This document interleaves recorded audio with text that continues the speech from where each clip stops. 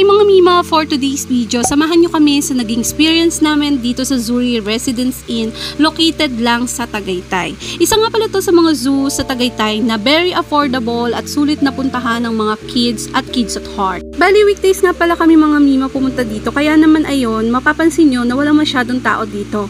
Bali from Olivares, nagbook lang kami ng joyride papunta dito, it cost 200 plus pesos. Kung private car naman kayo, i-waste nyo na lang at lalabas na yon, and ayan, makikita nyo dyan yung kanilang malaking sign na I Heart Zuri. Along the highway lang kasi siya, then after bumaba is eto nga pala yung bubungad sa inyo, yung kanilang entrance. Bali sa gilid nga pala ng entrance ay ayan, makikita nyo dyan may mga bilihan ng souvenir. Tapos eto nga pala yung kanilang entrance fee. Pause nyo na lang mga Mima para makita nyo.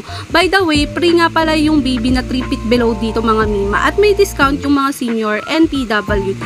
Kung marami naman kayong dalang gamit, wag na wag kayong mag-alala kasi pwede nyo siyang iwan dito. Bibigyan lang nila kayo ng baggage number.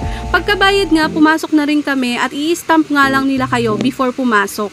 Ang kagandahan dito mga Mi ay pwede kayong lumabas at pumasok ulit. Basta ipapakita nyo lang yung stamp nyo. Kapag nagutom kayo ay pwede kayong mag-lunch or kumain dito lang sa may harapan kasi marami sila ditong kainan mga Mima. Dito nga rin pala Mima sa entrance ay makikita nyo na yung mga food na pwede nyong ipakain sa mga animals like goat, sheep at camel at iba pa.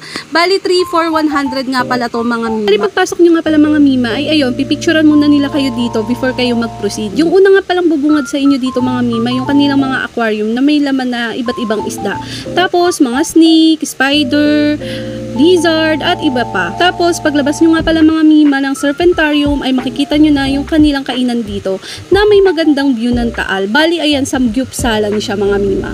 By the way mga Mima, bawal nga pala magpasok ng food dito. After nga ay eto naman yung kanilang mga birds dito. Ayan.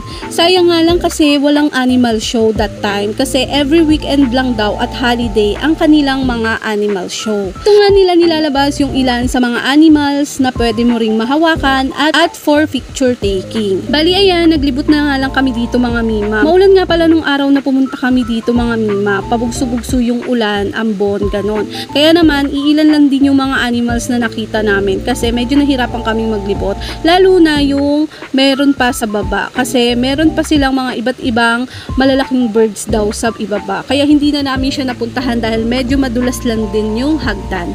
First time ko nga pala makakita ng camel dito mga Mima, kaya naman nakakatuwa kasi meron pala sila dito nito, o diba, hindi na natin kailangan pumunta ng Saudi Arabia para makakita ng camel. So ayun nga, dahil medyo lumalakas na naman yung ulan ay nagpahinga muna kami mga Mima sa isa sa mga kainan nila dito. Grabe mga Mima, napakaganda ng view dito dahil